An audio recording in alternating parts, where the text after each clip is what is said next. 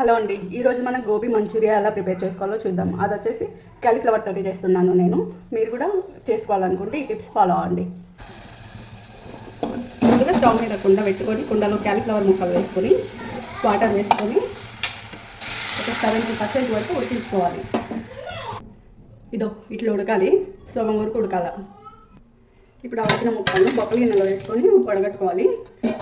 ఈ నీళ్ళన్నీ పోయిన తర్వాత ఒక ప్లేట్లో వేసుకొని కార్న్ఫ్లోరు ఒక 2 స్పూన్లు, కారం పొడి 1/2 స్పూను, ధనియాల పొడి 1/2 స్పూను, ఉప్పు 1/2 స్పూను వేసి బాగా కలుపుకోవాలి.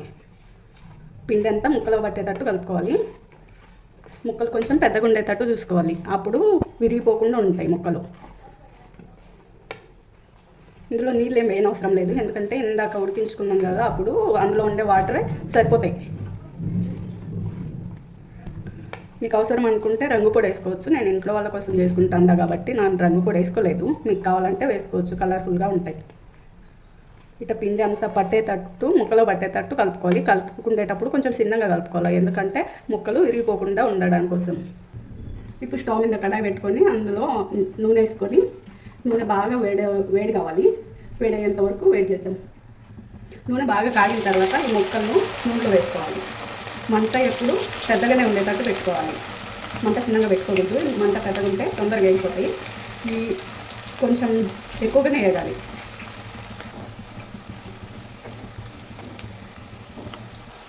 ముక్కలు మరి మాడిపోకుండా, కాలకుండా ఉండేటట్టు కాకుండా ఇలా బంగారం రంగు వచ్చే వరకు కాల్చుకోవాలి.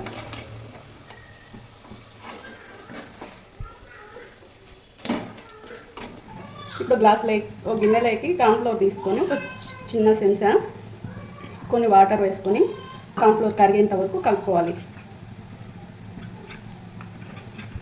కార్న్ఫ్లోర్ బాగా కలిసిన తర్వాత దాన్ని కొద్దిసేపు పక్కన ఉంచుకోవాలి. గోబీ అయిన తర్వాత నూనె అంతా తీసి పక్కకు వంపుకొని ఇప్పుడు అదే ప్యాన్ పెట్టి ఆ ప్యాన్లో తెల్లగడ్డ ముక్కలు వేసి కొద్దిసేపు వేగనివ్వాలి. తర్వాత అందులోనే పచ్చిమిర్చి ముక్కలు, ఉల్లిపాయలు ముక్కలు వేసి బాగా వేగనివ్వాలి. ఇప్పుడు దాంట్లో చిన్న చెంచా సోయా సాసు,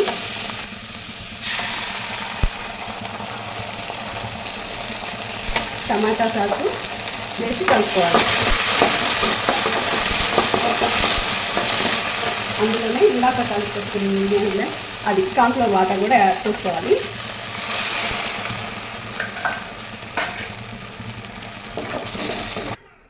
ఇందులో కొంచెం గరం మసాలా, కొంచెం మిరియాల పొడి, ఒక స్పూన్ నిమ్మరసం వేసుకోవాలి. ఈ మసాలా అంతా బాగా ఉడకనియాలి. ఇది చూడండి, మసాలా ఇట్లా చిక్కబడిన తర్వాత ఇందాక చేసి పెట్టుకున్నాం కదా ఆ గోబీ ముక్కలను దాంట్లో వేసుకొని కలుపుకోవాలి.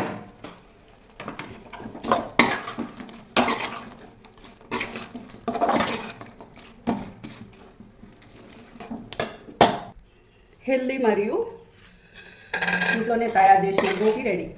బయట 70 రూపాయలు 60 రూపాయలు పెట్టే పని లేకుండా ఇంట్లోనే చిన్న సగం క్యాలీఫ్లవర్ ముక్కతో చేసిన నేను ఇది.